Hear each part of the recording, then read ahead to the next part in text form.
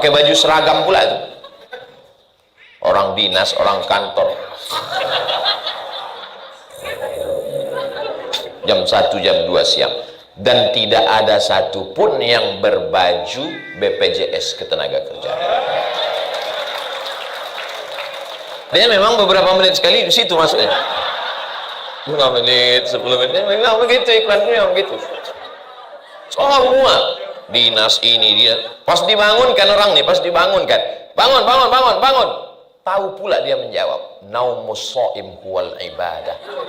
Tidurnya orang puasa adalah ibadah. Loh, ini bapak ini kok? Bapak tahu dari mana? Itulah kemarin yang disampaikan Pak Kepala Kanwil Sumbagut kan. Rupanya orang BPJS cuma pakai baju koko. Tak jadi dia masuk Islam gara-gara menengok umat Islam menyediakan 1 bulan bermalas-malasan. Tidur di masjid telungkup pula itu. Masuklah air liur basi itu ke tempat orang sujud. Pas di tempat orang sujud nanti malam tarawih. Imam tuh pula khusyuknya minta ampun. Imam khusyuk, makmum khusyuk. Itu maka tak boleh tidur telungkup di masjid. Saya nih Pak Ustadz, ini segan saya bertanya depan jamaah tadi Pak Ustadz, kenapa? Saya ini telentang pun ngences juga Pak Ustadz. Kau kalau telentang pun mengences, kau bawa pempes anak kau, pasang. Wassalatu wassalamu ala rasulillah wa ala alihi wa sahbihi wa man tabi'ahu wa mawala. Yang sama-sama kita hormati Bapak Direktur Umum dan SDM BPJS Ketenagakerjaan, Bapak Abdurrahman. Lama juga saya menghafalnya itu tadi. Yang kedua adalah Bapak Kanwil BPJS Ketenagakerjaan Sumbagut, Bapak Hengki Rosidin. Nama beliau ini mudah diingat karena hibrid. Hengki itu dari barat, Rosidin itu dari Arab. Seperti acara kita siang ini kan hibrid ini. Ada yang live langsung, ada yang online. Tapi insya Allah pahalanya sama. Jadi yang langsung ini pahalanya sama dan surganya juga sama. Bukan berarti yang online ini surganya online juga. Lalu kemudian tak dapat saya sebut satu persatu, disapa semua keluarga besar BPJS Ketenagakerjaan. Yang besar tak dihimbau gelar, yang kecil tak disebut nama. Insya Allah semuanya dimuliakan Allah Subhanahu wa Ta'ala. Itu jurus kalau kita tak bisa menyebutkan satu-satu. Kalau Tuhan pergi ke Makkah, jangan lupa membeli hambal. Sudah lama saya menyampaikan tausiah, baru inilah diapit 2 Iqbal.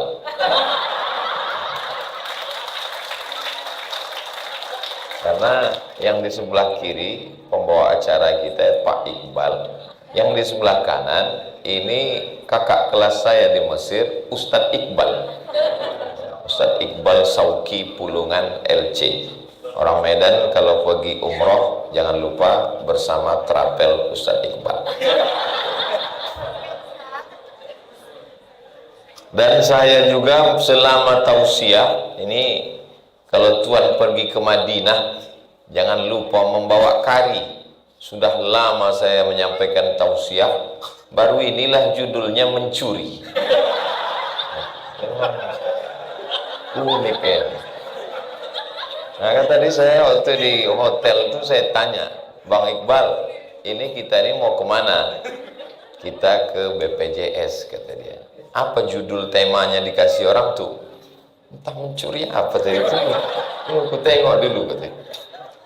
Aneh ini biasanya menuju ketakwaan, mendidik insan yang bertakwa, bagaimana menanamkan sifat takwa, bagaimana mewariskan takwa. Pokoknya Bapak Ibu saya yakin selama 9 malam kultum ini takwa terus. Baru inilah mencuri.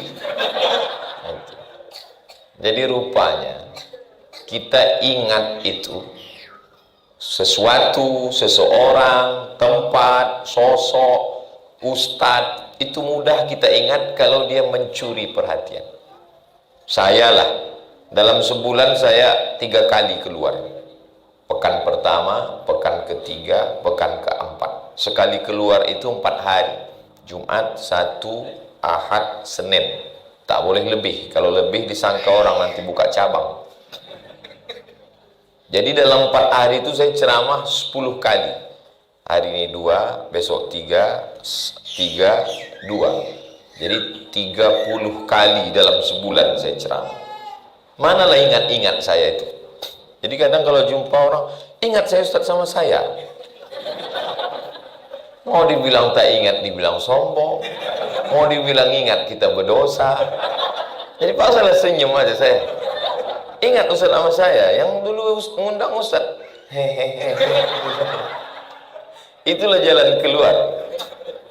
Tapi kalau tempat itu mencuri perhatian kita, itu ingat kita. Di antaranya di BPJS ini. Di sini ingat kita. Begitu banyaklah tempat ceramah Ustadz di Sumatera Utara ini. Dari Mandailing Natal sampai perbatasan Aceh sana di Langkat. Kenapalah BPJS ini yang Ustadz ingat? Karena judulnya inilah. Mencuri. Dia itu saya ini suka ikan. Suka kali saya ikan, akuarium, kolam. Itu BPJS ini ingat saya karena ada 2 kolam ikan nampak tadi. Akuarium di kantor. Ketahuan berarti ibu, ini banyak yang belum pernah masuk ke kantor Pak Kanwil. Ada akuarium. Menengok ikan itu kita lupa kita masalah dunia ini. Muncul masalah ikan. Jadi ada beberapa kantor yang saya ingat ikan. Satu lagi di kota paling jauh di dunia, namanya Ujung Pandang, Makassar. Nah, itu saya ada tausiah dari mulai bawah akuarium sampai ke atas, sampai di meja bapak itu pun akuarium kecil. Lalu kemudian satu lagi di Bandung. Di Bandung pun begitu juga. Tausiah saya, dari mulai keliling itu karyawan tempat bekerja sampai masuk tidak disiapkan akuarium, paret kecil dibuatkan, ngalir ikan. Saya tanya, ini konsep kantornya apa? Saya tanya. Kata dia, inilah Pak Ustadz, jannatin tajri min tahtihal anhar, air sungai yang mengalir. Saya khawatirnya tahun depan saya kemari mengalir pula sungai-sungai. Turun ikan ini dari akuarium ke parit-parit di BPJS. Jadi begitu memang cara mencuri perhatian. Jadi maka jangan heran kalau banyak perempuan itu dia ingin mencuri perhatian suaminya. Kenapa lah ibu ini asal minum jus bengkoang, asal minum jus bengkoang. Dia ingin mencuri perhatian suaminya biar mukanya putih. Jadi dipakainya. Kenapa tak pakai skincare? Kalau pakai skincare nih Pak Ustadz, yang putih muka awak aja. Muka putih, tangan hitam. Kata lakinya, kau ni orang apa sapi gitu. Kunci mendengar ceramah saya ini, ibu, bapak, satu, jangan tersinggung. Mana tahu, macam menyindir aku Ustadz. Kadang ada orang ini begitu. Pas dengarnya itu, saya terus terang, saya tak termasuk ustadz yang suka menyindir-nyindir. Nah, itu bukan tipe saya. Saya orangnya to the point. Kalau bahasa kampung kita, simbah daun nampak buah. Apalagi kalau saya ke Sumatera Utara ini, memang tak ada main pilih-pilih kata, tak ada, langsung aja. Karena memang orang Sumatera Utara ini tak suka berpoles-poles, lemah lembut, lemah gemulai, tak suka. Dia suka ustadz yang berapi-api. Malah kalau lembut, ini ustadz ini bencong jangan-jangan. Jadi mencuri perhatian. Seorang suami pun begitu juga. Dia tahu istrinya ini sukalah, maka dicarinya apalah perhatian yang paling bagus. Maka kalau kepada manusia begitu, kepada Allah pun begitu juga. Bagaimana mencuri perhatian Allah Subhanahu wa ta'ala? Allah itu sifatnya yang pertama dari namanya kita tahu. Bismillahirrahmanirrahim. Sayang. Maka kalau kita mau mencuri perhatian Allah, kita ambil sifat Allah yang satu itu, sayang. Jadi kalau kita sayang, Allah langsung perhatian tertuju ke kita, walaupun kita penjahat. Maka ibu, bapak tentu ingat tentang hadis, mohon maaf beribu maaf, seorang pezina, bukan sekedar zina, cari makannya dari zina, WTS, tapi perhatian Allah tertuju ke dia. Gara-gara apa? Dicurinya sifat sayang Allah itu.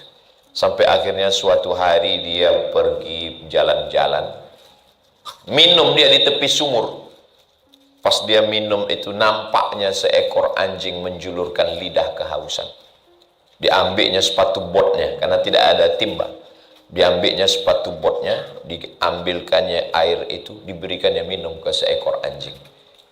Hadis ini diriwayatkan Nabi SAW dari Bani Israel. Cerita ini tentang orang zaman dulu, bukan umat Nabi Muhammad.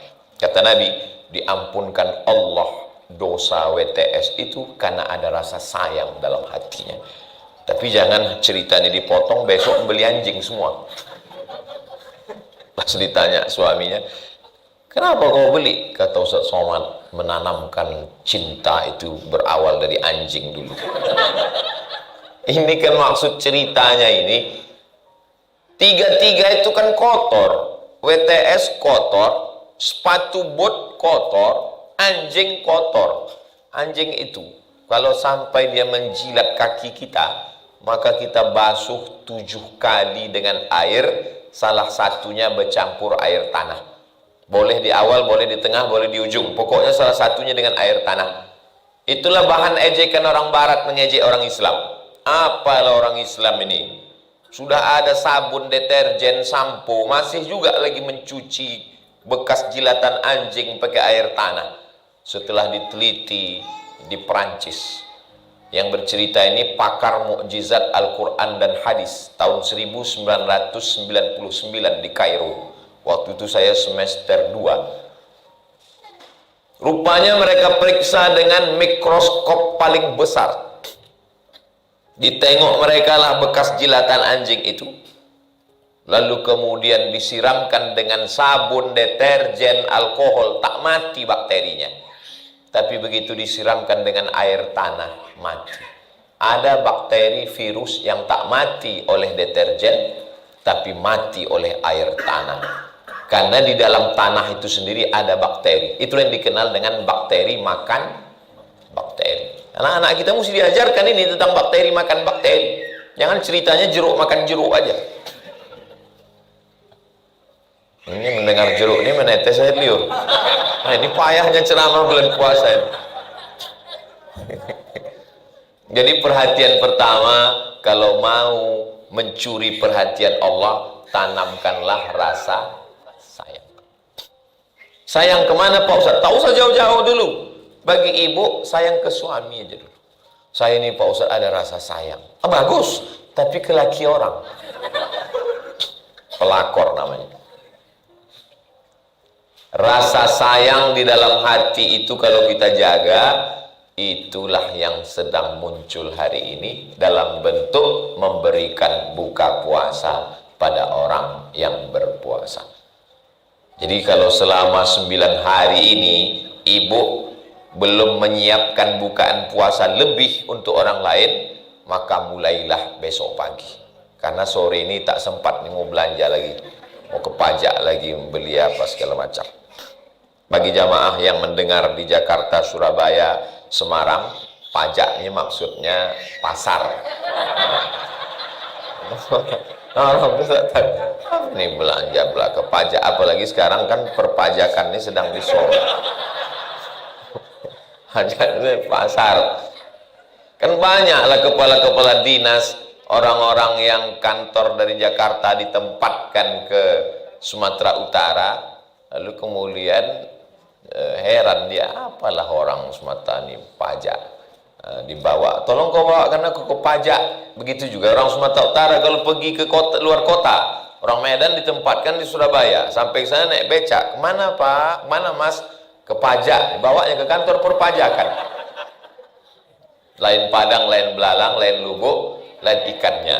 Nah, jadi menanamkan rasa kasih sayang ini, contoh sayang ini berbagi buka puasa. Kami dengan Bang Iqbal, beliau angkatan 94, saya angkatan 98. Jadi jangan heran kalau wajah kami jauh betul beda muda saya dari dia. Karena saya adik kelasnya. Jadi kami selama di Mesir itu, Bu, Pak, 4 tahun dari tahun 2002, 2001, 99, 98 itu 4 tahun tak pernah masak buka puasa. Loh, jadi sebagai mahasiswa di mana kalian buka puasa? Di Mesir itu disiapkan mereka lah tenda-tenda. Di stasiun kereta api ada tenda, di stasiun bis ada tenda. Asal ada tanah lapang, orang Mesir itu buatkan tenda. Ditulisnya di tenda itu Maidatur Rahman. Maidah artinya apa itu? Jamuan. Rahman Allah. Maidatur Rahman, jamuan dari Allah. Karena memang tak tahu entah siapa yang ngasih makanan. Jadi asal jam 6 sore itu datanglah kita ke tenda itu, tengok anak Indonesia semua isinya. Tengok kanan Indonesia, tengok kiri Indonesia. Oh gitulah. Kenapa? Karena memang mahasiswa Indonesia waktu itu 2.400 orang. 2.400 orang. Dan saya selama 4 tahun di Mesir itu tak pernah kenal perempuan pacaran. Karena mahasiswa Indonesia 2.400, laki-laki 2.100, perempuan 300. Persaingan itu ketat. Saya ini termasuk yang tereliminasi. Itulah ibu sekalian. Tapi hikmahnya itu pula lah. Jadi dimanapun saya tausiah sekarang, apalagi kalau ke kampus-kampus, jangan kalian pacaran, jangan kalian pacaran, haram. PD saya mengucapkan. Nah, itu dikasih Allah. Jadi memang saya ini dibentuk Allah. Coba kalau saya kuliah di Indonesia dulu, tentu tak terlalu banyak saingan kan? Dapat juga lawak kan? Tak bisa ceramah. Kalau mau bilang jangan pacaran, dalam hati, alah kau dulu cap tupai ya. Lompat sana, lompat sana. Asal naik ke pokok kelapa, berlubang kelapa itu semua. Itu. Jadi saya ini memang terselamatkan oleh keadaan. Dulu saya sekolah di Medan nih, Bu. Sekolah saya dulu di Jalan Sisingamangaraja, sebelum Simpang Marendal, sebelah kiri setelah Simpang Limun. Namanya Muallimin Al-Wasliyah. Dari tahun 90 sampai 95. Tak juga ada pacaran. Kenapa? Karena orang tua angkat saya tinggal di Sungai Sekambing, di komplek LLAJR sebelum rumah sakit Stanggang. Ayah angkat saya kepala dinas perhubungan, namanya Bapak Haji Hasim NT. Waktu itu gubernur Riau pula. Gubernur Sumatera Utara namanya Pak Haji Raja Inal Siregar. Di antara slogan semboyannya Marsipaturi Hutan Nabi. Jadi saya berangkat haji dibawa ayah angkat saya tahun 92, kelas 2 SMP. Mat, kami pergi semua. Aku, Umi, ayah, abang, kakak, semua kami pergi. Kau berani kau di rumah nih sendirian? Kami ke Makkah. Oh, aku takut. Wah, tahu saya ini tujuannya ke Makkah ini. Kami pergi semua ke Makkah, kau sendirian di rumah nih. Aku takut, tak berani, aku bilang. Udah akil balik kau, sudah saya bilang. Pergilah saya ke Makkah, ditulislah oleh Waspada. Masih ada koran Waspada itu lagi? Saya tahu, cuma ngetes saja. Jamaah haji termuda Sumatera Utara, Abdul Somad. Jadi saya ini dari dulu udah viral. Simpan koran itu, gunting lah koran itu. Koran Waspada itu saya gunting, tempel, tak kalian tengok. Waktu itu kan belum ada Google lagi, belum ada Facebook, bukan macam sekarang. Sekarang foto, foto tak ada di like orang. Jadi balik haji kelas 2 SMP, takut semua cewek-cewek itu dekat. Kenapa? Pak Haji. Jadi saya ini memang udah dibentuk Allah, situasinya itu memang mencekam. Sampai akhirnya pulang kuliah LCMA, lagi cemas mencari anak gadis. Tapi dulu, sekarang tidak lagi. Jadi tanamkan rasa sayang dalam hati, itulah akan turun perhatian Allah Subhanahu wa ta'ala. Dan saya ini termasuk orang yang sayang. Sayang kepada anak, sayang kepada keluarga. Kata Nabi, khairukum, orang yang paling baik di antara kamu, khairukum li ahli, orang yang paling baik lembut hatinya. Walaupun tahajudnya tak banyak, walaupun tarawihnya tak banyak, walaupun zikirnya tak banyak, walaupun baca Qur'annya tak banyak. Saya tahu dalam hati jamaah, gua banget. Aku lah nih Pak Ustaz. Aku tarawihku tak banyak kan. Masjid sana 23, masjid sana 11, aku 2 rakaat. Walaupun baca Qur'annya tak banyak. Oh, betul ini, betul ini. Biniku udah 9 juz Pak Ustaz. Aku 9 ayat terlungkup. Yang penting ada rasa sayang kita dalam hati. Jadi waktu Nabi memeluk cucunya itu, anaknya namanya Fatimah, menantunya namanya Husain. Dulu saya selalu nyebut nama Fatimah, ingat anak Nabi itu. Sekarang asal nyebut Fatimah, ingat bini di rumah. Nama anak Nabi ini namanya Fatimah. Nama anak Fatimah ini Hasan dan Husain. Diciumnya lah Hasan Husain. Ada satu orang Arab Badui di samping dia, namanya Habis bin Aqra namanya. Kata Habis bin Aqra, kenapa lah kau cium-cium cucu kau ini Muhammad? Orang Arab Badui ini kasar, tak ada sopan santunnya. Aku 10 anakku perempuan, 10 anakku laki-laki, 1 pun tak ada yang kucium, kata dia.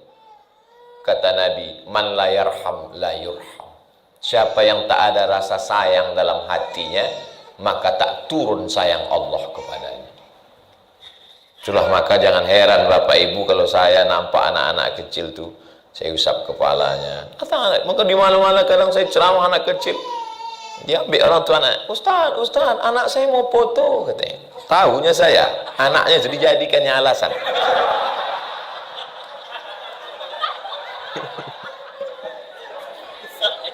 Sampai sekarang tak pernah saya ceramah karena marah menengok anak kecil, tak pernah. Ada orang sekarang tak suka menengok anak kecil di masjid. Asal ada anak kecil di masjid. Dapat Bapak video, saya dikirim orang beberapa bulan yang lalu. Anak kecil sembahyang di belakang. Tahulah anak kecil. Wah. Datang Bapak tuh balik, diterajangkannya anak tuh. Mungkin dia pemain karate, entah judo, entah aikido, entah taekwondo lah. Tuh campak anak tuh ke belakang. Saya menengok tuh, ya Allah. Saya tak pernah. Anak-anak kecil itu, selama anak-anak itu mau dia ke masjid, apalagi ini bulan puasa ini, anak-anak, kalau ada di masjid kita itu anak-anak yang masih mau sholat ke masjid, 20 tahun lagi masjid kita itu masih ramai insya Allah. Tapi kalau masjid itu udah sunyi aja, isinya tuh atuk yang udah diintai malaikat maut. Jadi di antara semua instansi, di antara semua kantor, badan, BUMN, instansi yang paling menanamkan rasa sayang dalam hati itu adalah BPJS Ketenagakerjaan. Dia memang iklannya munculnya dia lama prolognya itu, ke sana kemari ke sana ke situ juga gol.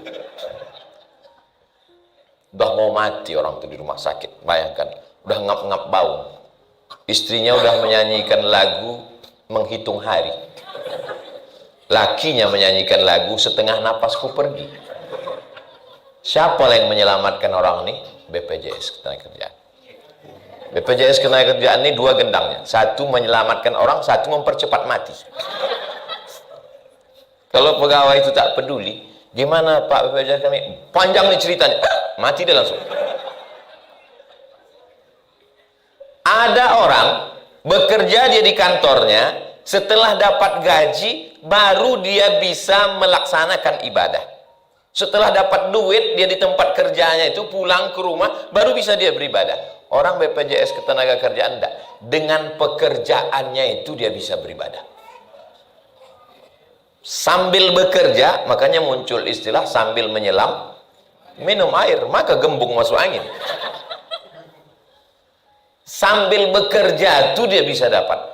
Makanya aku sampaikan kepada ibu-ibu di seluruh Indonesia yang suaminya bekerja di BPJS Ketenagakerjaan, kalau laki kalian itu agak lambat pulang dari kantor, dia sedang beribadah.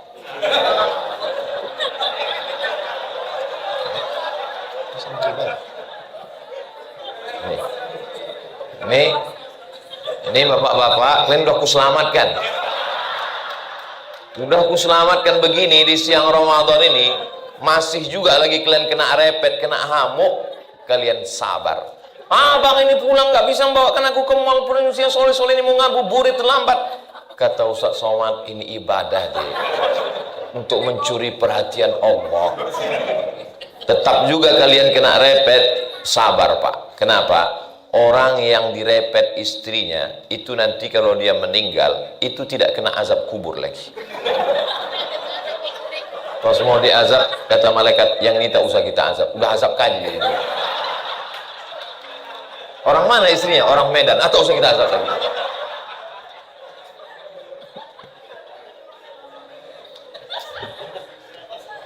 Tadi saya menduga bahwa tausiah di Ramadan ini kan kadang saya bilang sama Ustadz Iqbal, kalau Bang nanti pas menyusun jadwal, tolong jangan ada ceramah menjelang berbuka.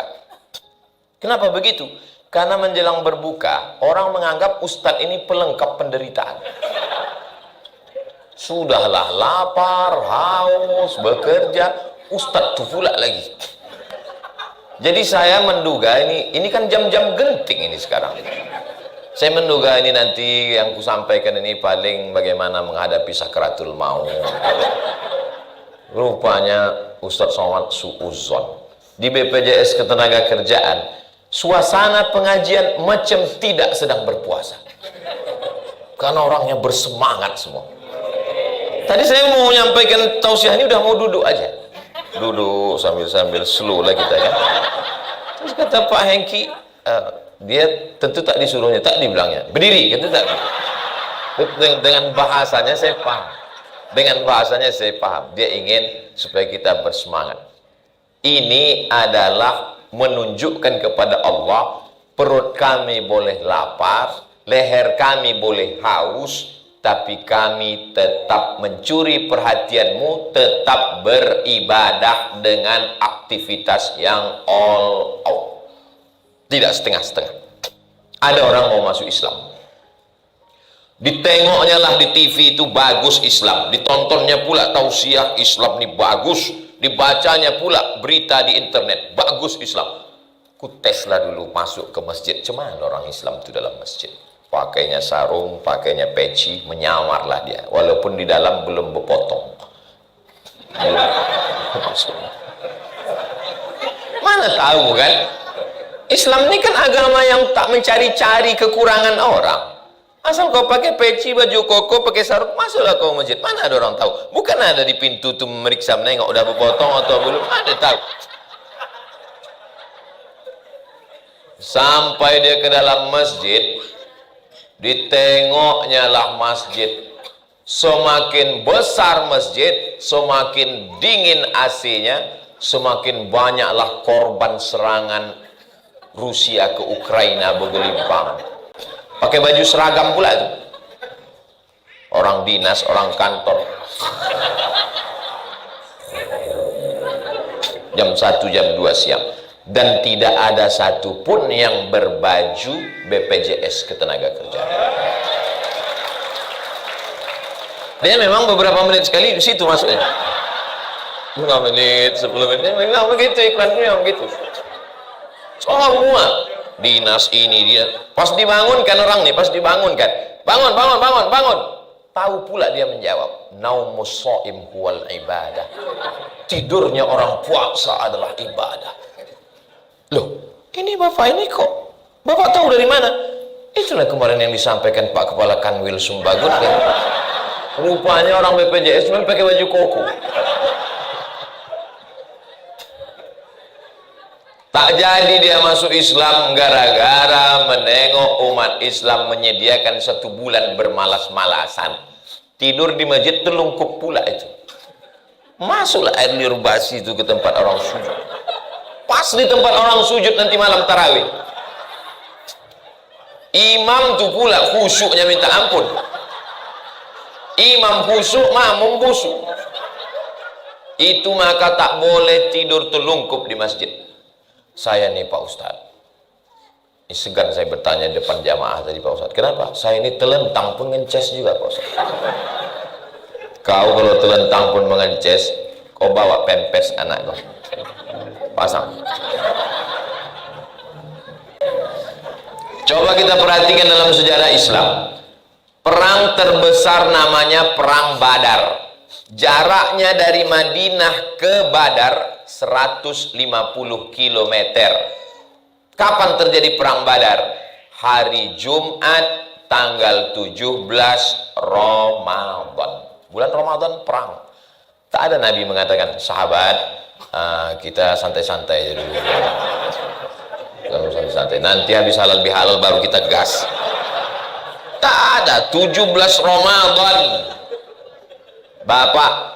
Bapak yang pernah naik kuda tahu macam mana naik kuda.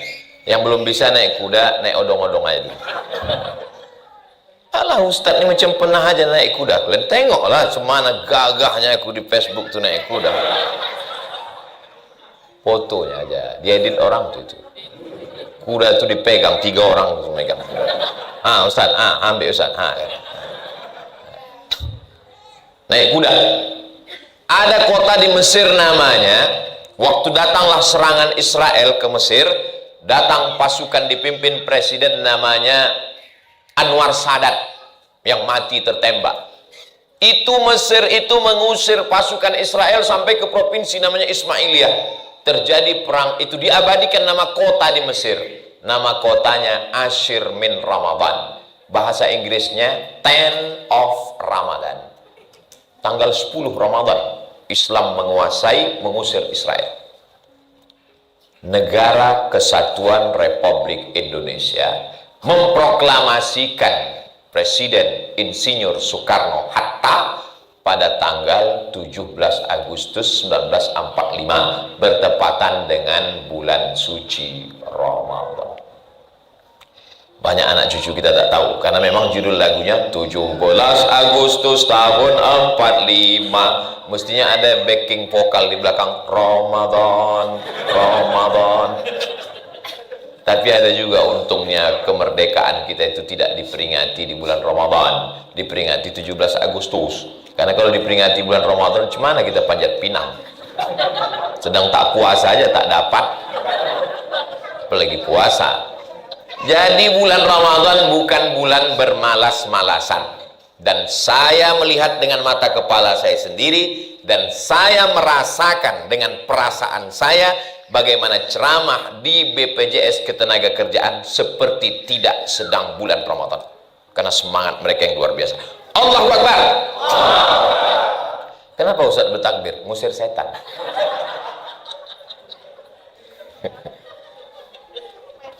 Jadi kalau mau mencuri perhatian Allah, yang pertama sayang. Jangan sampai karyawan, driver, security, babysitter meleleh air mata tengah malam karena gaji tak turun-turun. Kenapa lah ibu itu tak menggaji babysitter, karyawan, driver, cleaning service? Gara-gara jilbab dia pun belum lunas. Apa yang terjadi? Berapa banyak orang tak peduli sama orang lain. Ittaqu da'watal mazlum. Hati-hati sama doa orang teraniaya. Makanya saya ceramah tak pernah lebih dari 60 menit. Kenapa? Lebih dari 60 menit itu menganiaya orang. Banyak orang teraniaya. Ustaz kok tahu? Oh, saya kan tak selamanya ceramah. Saya sering juga mendengarkan ceramah. Dalam sebulan saya tidak selamanya khutbah. Ada satu saya kosongkan untuk mendengar khutbah. Cuman rasanya Pak Ustaz lebih berat daripada khutbah. Selama khutbah belum pernah saya mengantuk. Tapi pas mendengarkan khutbah berada. Bebayang Ustaz tuh nampak. Kita tak tahu psikologis orang sholat Jumat itu kalau kita khutbah terus. Makanya jangan heran kalau saya khutbah tuh badan saya ke kanan ke kiri, suara saya menggelegar. Kenapa? Saya tengok mana yang paling mengantuk, disitulah saya gas. Kok begini dia kadang menengok, disitulah saya gas. Palestina gitu. Kenapa? Kalau bahasa orang Medannya, I was there. Aku pernah berada pada posisimu, guys. Makanya orang yang pernah susah, orang yang pernah sulit, orang yang pernah lapar, itulah yang bisa merasakan lapar. Seminar internasional membahas kelaparan. Panitianya kenyang. Pembawa acaranya kenyang. Narasumbernya kenyang. Tidak akan melahirkan apa-apa karena lapar tidak bisa dideskripsikan dengan kata. Lapar adalah rasa. Kata terlalu miskin untuk mewakili rasa. Boleh untuk posting besok pagi. Hanya orang putus asa, patah hati, cinta ditolaklah yang lembut hatinya berkeping karena dia pernah merasakan itu. Dari bunyi Ustaz ini macam pernah merasakan. Nah, jadi lapar itu tak bisa. Cobalah cari orang yang tak pernah puasa. Tolong ceritakan tentang lapar. Lapar menurut etimologi, lapar menurut terminologi, lapar menurut pakar gizi, lapar. Tak ada itu. Bohong semuanya. Kalau mau lapar, laksanakan.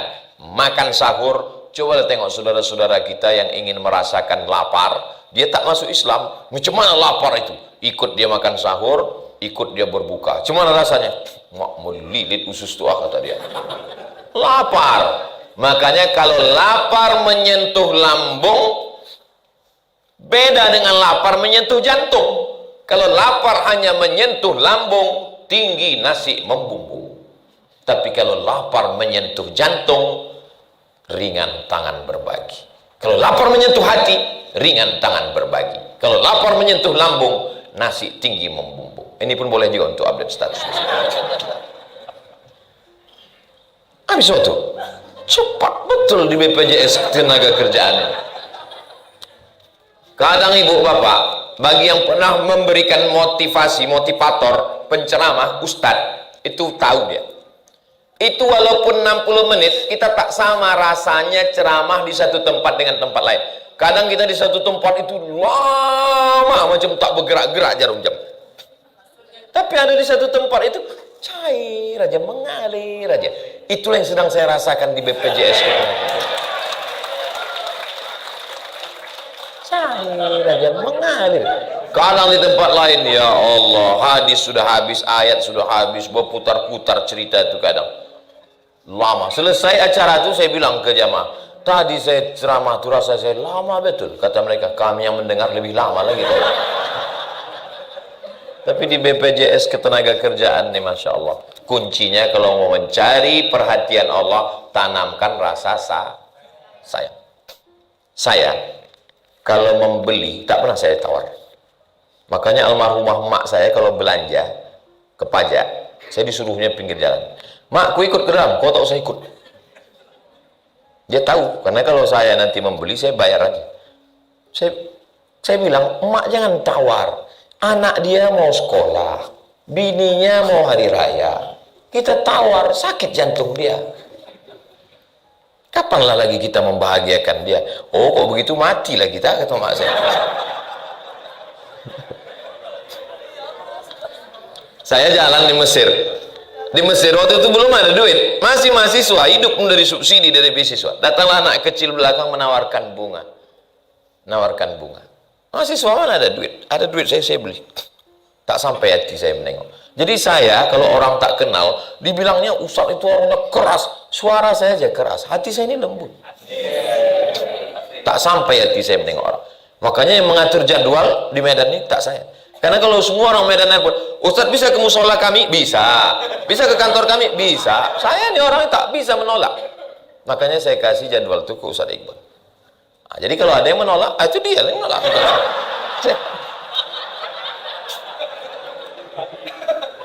Gitu juga kalau ada orang mau datang ke rumah, saya tak jawab, saya kasih sama ustazah. Nah, ustazah tolong orang. Itu juga tentang Instagram, YouTube, FB, itu saya tak tahu passwordnya. Karena kalau saya tahu, saya ini orangnya tak bisa menolak. Berapa banyak komen di situ, Ustadz jadikan aku yang kedua, kata dia. Gimana saya mau nolaknya? Orang gila, coba banyak coba. Ustadz buka DM saya ya, lihat DM saya ya, gitu. Mana saya berani menolaknya? Tolong untuk yang ini nanti diedit baru dia.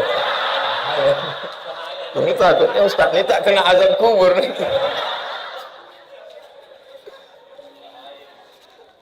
Kalau Tuhan pergi ke Makkah, makanlah gulai kambing. Sudah lama saya tausiah. Di BPJS inilah dapat kartu kuning.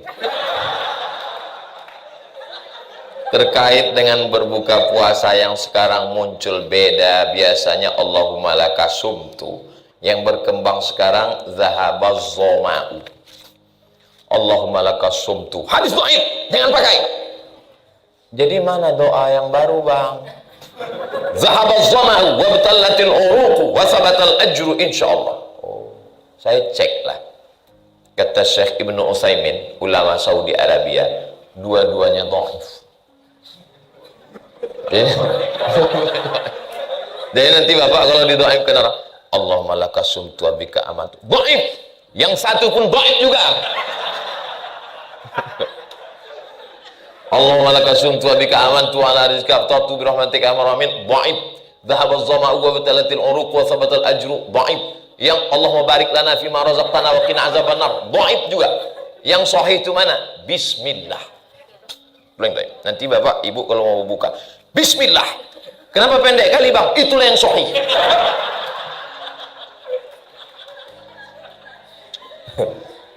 Ajma'al ulama, kata Imam Nawawi, ajma'al ulama ala jawazil amal bil haditsid dhaif.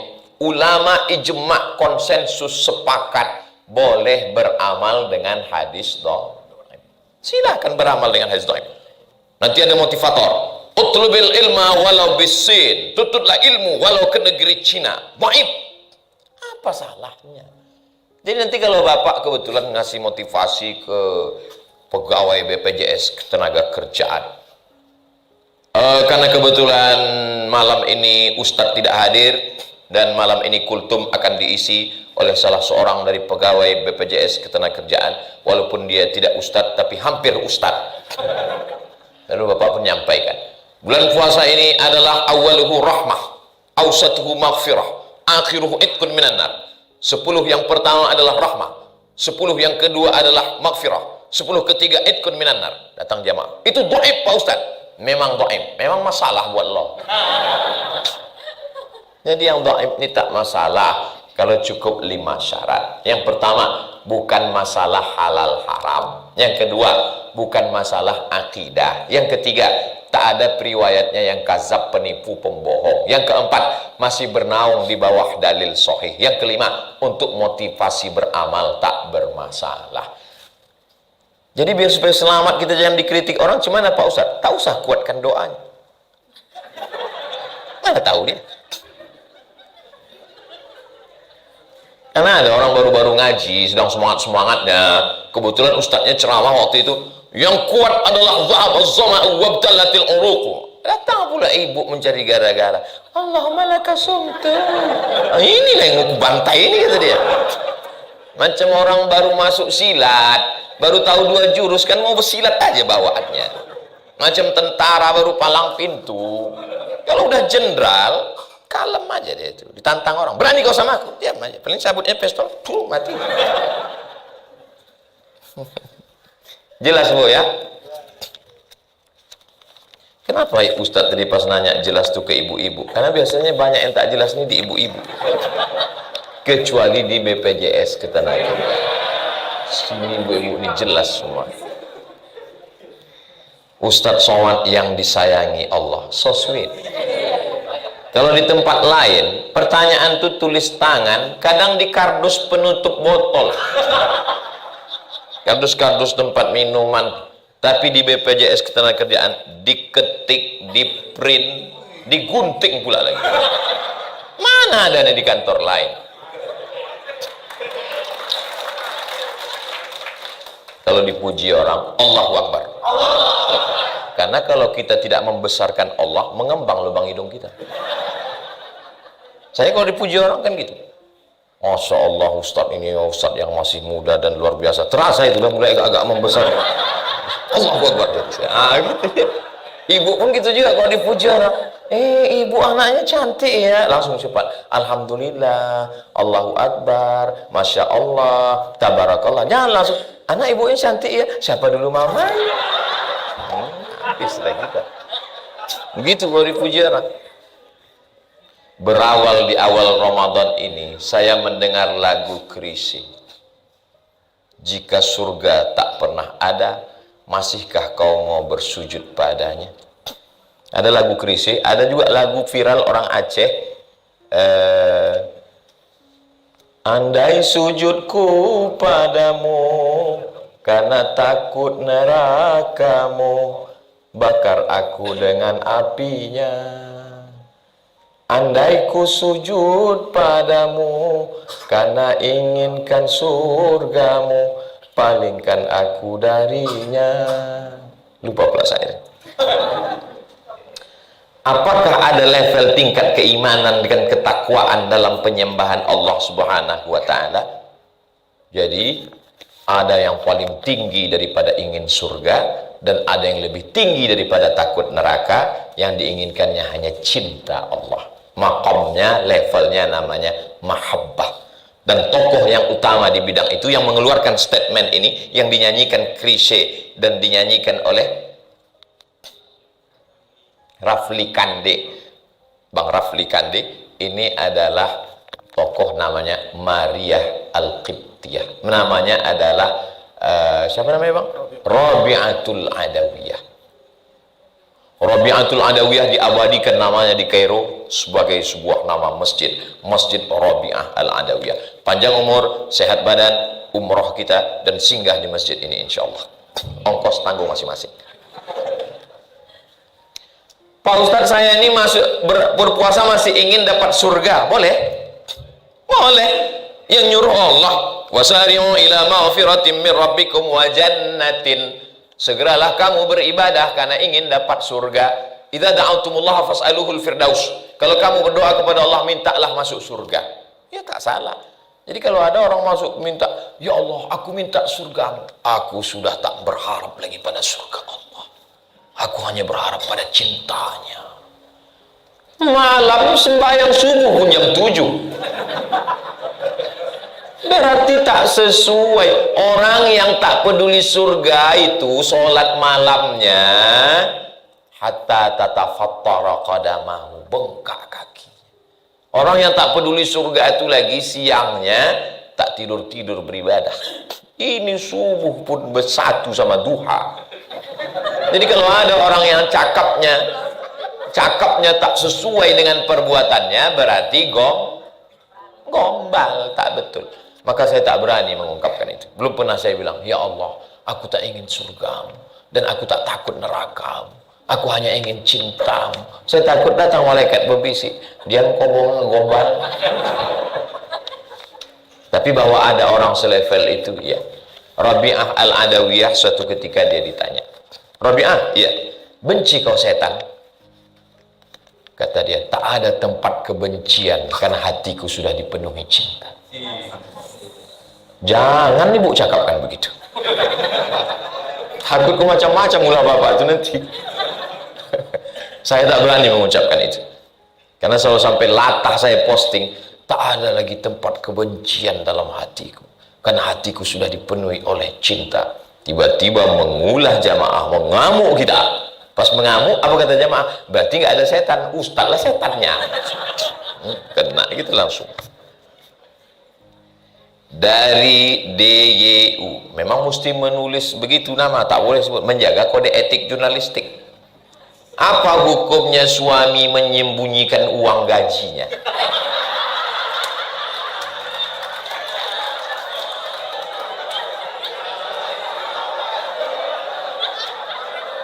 Kadang mau beli kebutuhan rumah tangga selalu dijatah, padahal gajinya besar.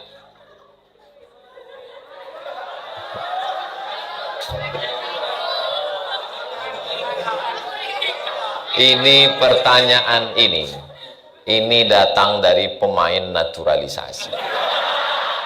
Tak ada orang BPJS Ketenagakerjaan begitu. Ini titipan dari tetangganya. Tahu dia Ustadz Somad akan ceramah di BPJS, tolong kau tanyakan kurs. Ini perlu saya klarifikasi sebelum nanti muncul komen macam-macam di channel Ustadz Abdul Somad Official. Subscribe, like, share, and comment. Ibu punya 5 hak terhadap bapak. Yang 5 hak ibu, hak itu milik ibu. Kalau tak dikasihnya, dosa besar mereka. Dan 5 ini merupakan kewajiban bapak. Yang pertama, makan. Itu kata terjemahan Inggrisnya itu. Terjemahan Inggris. Kalau Tuhan pergi ke Makkah, jangan lupa membawa kubis. Sudah lama Abdul Somad ceramah, baru di BPJS dah ada terjemahan Inggris. Yang pertama, jangan dijatah-jatahnya makan, karena ibu bukan pengemis, tapi ibu mengambil hak ibu. Jadi saat ibu minta belanja, itu ibu bukan meminta, tapi ibu posisi ibu bukan di bawah, ibu mengambil hak ibu. Tahu mereka hak kan? Yang kedua adalah pakaian. Jadi kalau nampak ibu nanti ada orang di Medan yang bajunya tak cukup kain, itu termasuk yang teraniaya. Yang ketiga adalah tempat tinggal. Rumah itu hak ibu. Yang keempat adalah pendidikan. Dialah yang mendidik ibu. Macam mana bacaan Quran ibu, fikih ibu, akidah ibu. Tapi karena dia tak sanggup mendidik, dibawanya ibu ke masjid. Karena di kantornya tak ada pengajian. Beda dengan di BPJS kita. Yang kelima adalah, makanya petang ini tak banyak berbuka, saking kenyangnya udah kena pujian ini. Balik nanti tanya istri orang ini, bertanya, abang biasanya semangkuk ini, kenapa kenyang kali aku tadi di kantor BPJS? Yang kelima adalah perhatian. Perhatian itu bukan hadiah dari bapak, tapi itu adalah hak ibu. Ibu mestinya tiap hari mengatakan, kok belum perhatikan aku? Datanglah seorang perempuan, namanya Hindun. Waktu Nabi sedang duduk di atas bukit Sofa, tahun ke-8 Hijrah, waktu Nabi membebaskan kota Makkah, datang Hindun. Ya Rasulullah, ya, inna Aba Sufyan rajulun syahih. Nama lakinya Abu Sufyan. Suamiku itu pelit betul ya Rasulullah. Sama lah macam laki ibu. Ya Rasulullah, lakiku itu pelit betul ya Rasulullah. Dijatahnya makan kami. Bolehkah ku ambil duitnya itu untuk memenuhi kebutuhan kami? Kata Nabi, boleh. Itulah dalil ibu boleh mengambil duit dia. Tolong dengarkan baik-baik, dengarkan. Saya takut disalahgunakan ini. Itulah dalil istri boleh mengambil duit lakinya selama standar urf. Wa ashiruhun nabil ma'ruf. Urf maksudnya tak sama antara kita di Medan dengan di Papua. Kira-kira kalau di Medan ini standar, jangan pula makan orang kaya, jangan pula makan orang terlalu susah. Yang pertengahan berapalah agak-agaknya sebulan. Kalau standar orang Medan sebulan 5 juta, laki mengasih 500.000, maka ibu boleh mengambil 4,5 juta.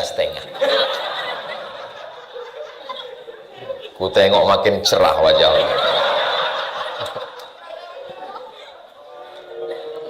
Dua, pertanyaan dari Bapak R. Bagaimana pandangan Islam jika pasangan kita mencintai orang lain dan orang tersebut begitu juga kebalikannya? Perbuatan manusia ini dua. Ada namanya ikhtiariyah, pilihan. Ada namanya ijbariyah, keterpaksaan. Saya lahir sebagai orang Sumatera Utara, lahir di Kabupaten Asahan, Desa Silau Laut, Kecamatan Silau Laut, Kabupaten Asahan, Sumatera Utara. Itu pilihan atau keterpaksaan? Keterpaksaan, bukan pilihan. Kalaulah pilihan datang malaikat, kau mau lahir di Amsterdam atau di Australia, tidak. Ini keterpaksaan. Jadi ini bukan pilihan kita. Tapi saya siang ini tausiah mau duduk atau berdiri, itu pilihan atau keterpaksaan? Pilihan. Yang dihukumi halal haram itu ada pada cerdas. Itu enaknya ceramah di BPJS Ketenagakerjaan. Tak perlu kita terlalu lama menjelaskan, cukup 2 kali paham dia. Yang dihukumi halal haram itu ada pada pilihan, pada keterpaksaan tidak. Satu contoh terkait dengan siang Ramadan, jangan lihat dari aspek lainnya. Tidur seseorang siang, mohon maaf, beribu maaf, keluar spermanya, batalkah puasanya? Tidak, karena bukan pilihan dia. Ketika pilihan baru batal. Kalau tidak pilihan, tidak batal. Nah, sekarang pertanyaan. Jatuh cinta kepada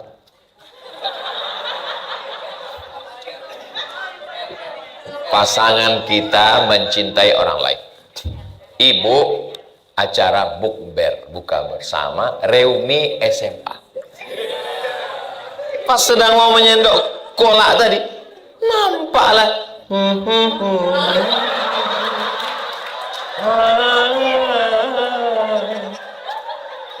muncul benih-benihnya. Sekarang saya tanya, itu pilihan atau keterpaksaan? Keterpaksaan. Di situ orang BPJS salah. Jatuh cinta itu keterpaksaan. Bahwa ibu ketemu lagi dengan mantan SMA lalu muncul benihnya, keterpaksaan. Tapi meminta nomornya dan berkirim kabar, pilihan. Yang dihukumi itu pilihan atau keterpaksaan? Jelas? Makanya kadang ada orang bertanya, itu bini kau? Iya. Tapi kau ganteng, kaya, kenapa? Ini keterpaksaan. Karena jatuh cinta itu kita tak bisa memaksa orang untuk cinta dan untuk benci.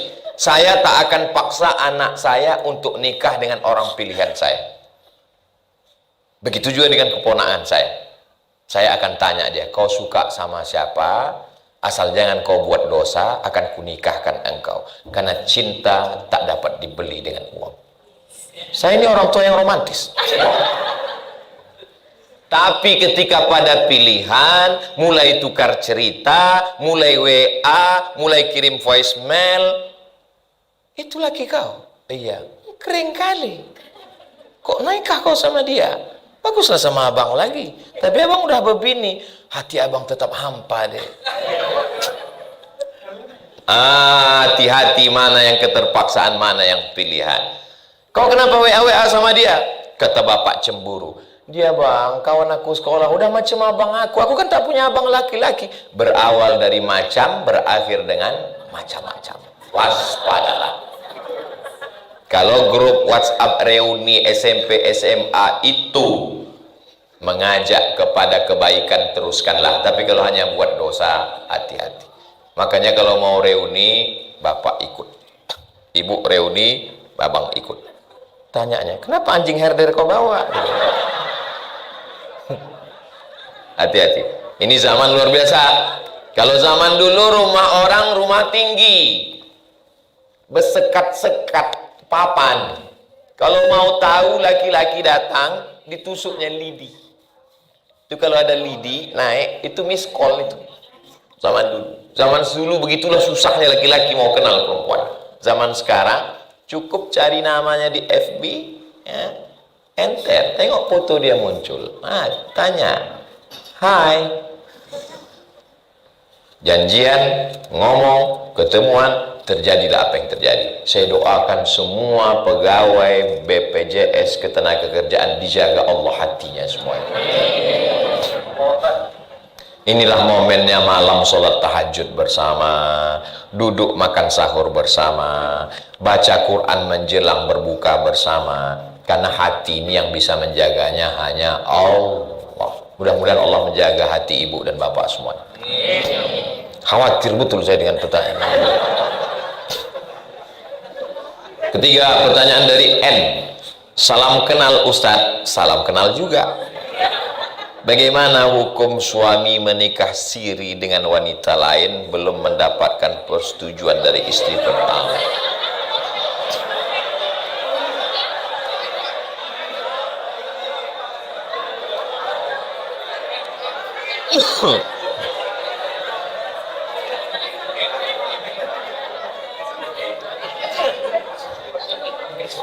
Ibu, bapak mau jawaban menurut hukum fikih Islam atau menurut hukum kompilasi hukum Islam Indonesia? Dari bunyi semua tadi macam mau mengamuk orang. Mau jawaban menurut hukum fikih Islam atau kompilasi hukum Islam Indonesia? Semua betul. Baik, pertama saya jawab menurut fikih dulu ya. Menurut fikih, saya ceramah ke Medan, datang Bang Iqbal. Kata Bang Iqbal, ada ini jamaah ingin betullah dia punya suami Ustadz Somad, dia bersedia nikah siri. Jangan direkamnya. Lalu menikahlah saya. Nauzubillah, nauzubillah, nauzubillah. Khawatir pula saya dikabulkan siang Ramadan. Ada walinya, ayah perempuan tuh, ada saksinya 2 orang yang adil, tidak penjahat dari BPJS Ketenagakerjaan, ada maharnya, ada ijab, ada qabul. Lalu si wali menikahkan, kunikahkan engkau dengan anakku dengan mahar sebentuk cincin emas tunai. Kata 2 orang saksi itu sah. Dia sahnya tak bisa kuat karena takut mau mulutnya bau. Sah, bau kali katanya. Sah, kata dia. Sekarang saya tanya, menurut fikih Islam, Bu, nikahnya sah apa tak sah? Alah, takut pula kalian bilang sah. Nikahnya sah. Nikahnya sah, Bu. Nikahnya sah menurut hukum fikih Islam. Saking banyak. Tuh, belum. Secara fikih Islam nikahnya sah karena cukup rukun dan sah. Saking banyaknya laki-laki melakukan ini, perempuan teraniaya, maka pemerintah Republik Indonesia beserta para ulamanya, Kementerian Agama, Nahdlatul Ulama, Muhammadiyah, Al-Wasliyah, Persatuan Tarbiyah Islamiyah, maka duduklah mereka bagaimana menyelamatkan ibu-ibu yang teraniaya. Makin tenang dulu kalian, tenang dulu. Maka lahirlah namanya KHI, Kompilasi Hukum Islam Indonesia. Bagaimana menjerat laki-laki yang tak bertanggung jawab tadi, maka dikeluarkanlah hukum tidak bisa laki-laki menikah di negara kesatuan Republik Indonesia tercatat di Kementerian Agama, kantor urusan agama, kalau tidak ada surat izin. Bukan pernyataan izin, tapi mesti surat yang ditandatangani dengan penuh kesadaran, matre 6.000 yang sekarang sudah naik jadi 10.000. Makanya saya tengok ada nih beberapa perempuan diletakkannya di belakang handphonenya ini matre. Jangan kalian letakkan matre. Saya khawatir nanti malam itu salah gunakan. Apalagi sebelum ibu tidur malam, yakinkan di dekat tempat tidur itu tak ada kertas, tak ada matre, tak ada. Takutnya tertulis, saya yang bertanda tangan di bawah ini izin bahwa suami saya. Surat itu dibawanya nanti ke pengadilan agama PA Kabupaten, Kota Madia, Kota Medan, ditanya hakim, disidangkan dulu surat itu, bukan langsung aja. Pak Kuat tak bisa, tanya, betulkah ini surat ibu? Betul Pak Hakim. Ibu yang menandatangani, betul Pak Hakim. Dengan penuh kesadaran, tidak ada paksaan dari pihak manapun, cepat aja Pak Hakim putuskan, sakit kali hatiku ini udah. Akhirnya Pak Hakim itu pun ketuk palu, barulah surat itu dibawa untuk bapak itu akad. Kalau itu tidak ada, maka laki-laki bisa dipidana. Jelas? Jadi ibu tak perlu takut suami ibu menikah lagi di KUA. Dia tidak akan menikah lagi di KUA karena Pak KUA tidak ada satupun yang berani menikahkan. Masalahnya dia menikah Mudah-mudahan Allah menjaga hati bapak. Tapi kalau saya lihat dari bapak-bapak yang ada di BPJS Ketenagakerjaan, orangnya setia-setia. Kita memang susah membedakan mana yang setia, mana yang takut. Itu memang payah membedakan. Antara setia sama takut ini beda-beda tipis saja. Tapi kalau dilihat dari wajah orang ini setia. Karena orang ini kan paling kasih dan sayang. Orang ini yang paling banyak merasakan kesusahan masyarakat Indonesia. Karena mereka ini kan berkecimpung langsung. Menengok orang sakit, menengok orang sakratul maut, menengok orang kebakaran, menengok orang stres. Tak sempat orang ini untuk memikirkan perempuan lain, Bu. Begitulah aku berusaha udah meyakinkan kalian. Untuk membela kalian, Pak. Curiga juga lagi orang ini, tertangkap juga handphone kalian, udah salah kalian itu dah.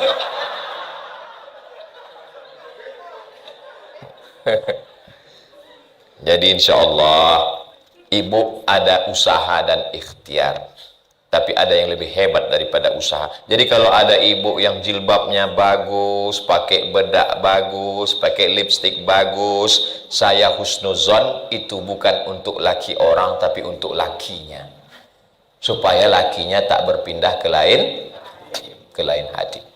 Husnuzon saya. Tapi banyak juga perempuan ini kadang di rumahnya macam mak lampir. Pas keluar rumah baru dia. Tapi insya Allah di rumah ibu bagus-bagus. Begitu pulang bapak tuh. Belum lagi dia masuk ke rumah, baru di pintu gerbang udah diciumnya minyak wangi, Bu.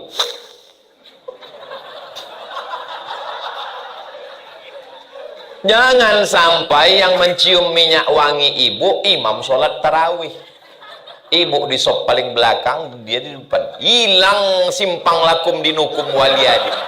Hangkilkan bau. Minyak wangi ibu itu untuk laki ibu di rumah, bukan untuk laki orang. Saya disuruh mak saya mengantar undangan. Dulu nih ceritanya. Pergi ke wantar dulu undangan. Ting tong, buka bel. Terkejut saya sangka salah alamat. Ini rumah Bu Anu, saya lah katanya. Lain muka ibu itu. Terkejut saya. Balik saya ke rumah, saya cerita sama mak saya. Mak, lain muka ibu. Iyalah, dia bertopeng selama ini.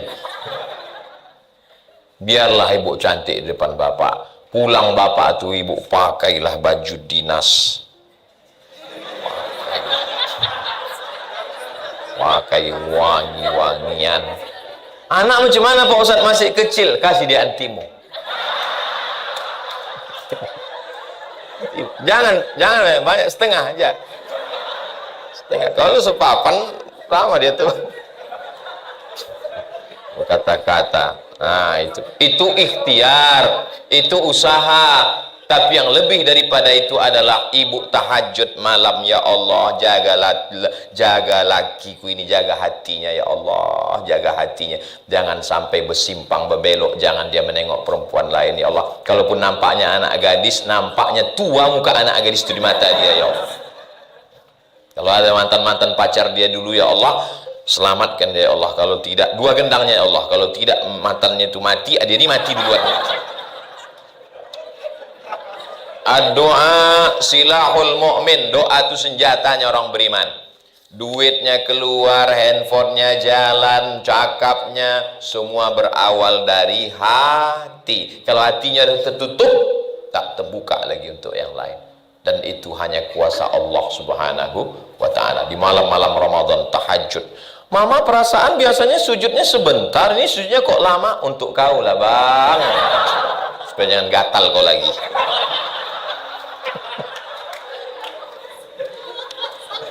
Bapak pun janganlah pancing-pancing dia, Pak. Ada satu perempuan yang tak bisa bercanda. Dalam masalah lain dia bisa bercanda. Masalah baju dia bisa bercanda. Tapi dalam masalah perempuan tak bisa bercanda. Jangan pernah Bapak bilang, abang kok lambat pulang? Ada pegawai baru tadi ya, agak cantik. Padahal maksud Bapak mau bercanda. Dia serius. Tak bisa. Jadilah perempuan tidak bisa. Walaupun ibu pula saya kasih tahu, suami yang selalu bercerita tentang anak gadis mau kawin lagi, itu tak akan kawin lagi sampai mati. Tapi yang diam-diam aja, itu yang paling waspada. Laki yang selalu bilang aku ini itu tidak ada itu. Mulutnya aja itu, hatinya lebih parah daripada itu lagi. Masya Allah, BPJS Ketenagakerjaan ini berceramah menjawab pertanyaan luar biasa. Mudah-mudahan pertemuan kita ini bernilai amal soleh. Jadi bagaimana cara memancing perhatian Allah tuh Pak Ustadz? Tanamkan rasa sayang, rasa berbagi, sayang kepada anak istri, bawa dia ke jalan Allah, sayang kepada diri, banyakkan khatam Quran, sayang kepada mata, bangun malam tahajud, sayang kepada keluarga, bawa mereka sholat berjamaah. Rasa sayang inilah yang membuat kita bisa, kata Nabi, almar'u ma'aman ahab, orang akan bersama dengan siapa yang dia sayang. Saya yakin dan percaya saya akan bersama nanti di surga bersama keluarga besar BPJS Ketenagakerjaan. Kenapa? Karena kita saling sayang karena la ilaha illallah Muhammadur. Sayang karena hartanya hilang kita jadi benci. Sayang karena kuasanya, dia ditangkap KPK kita jadi benci. Sayang karena rupanya, mukanya berubah kita jadi benci. Sayang karena viralnya, dia tak viral lagi kita jadi benci. Tapi kalau sayang karena Allah, itulah yang membuat kita akan bersama sampai ke surga insyaallah. Amin ya rabbal alamin. Itulah yang dapat saya sampaikan. Saya ingin berlama-lama dengan ibu dan bapak di BPJS Ketenagakerjaan, baik yang ada di rumah, di kantor, yang hibrid, yang berada melalui online, yang melalui aplikasi Zoom dimanapun berada. Tapi rupanya waktu juga yang memisahkan kita. Jangan kemana-mana, kita lanjutkan setelah yang satu ini. Jadi kalau di TV-TV begitu, tapi karena kita live langsung di akhir majelis, mari kita bersama berdoa kepada Allah. Mudah-mudahan hati kita ini selalu dijaga Allah Subhanahu wa taala.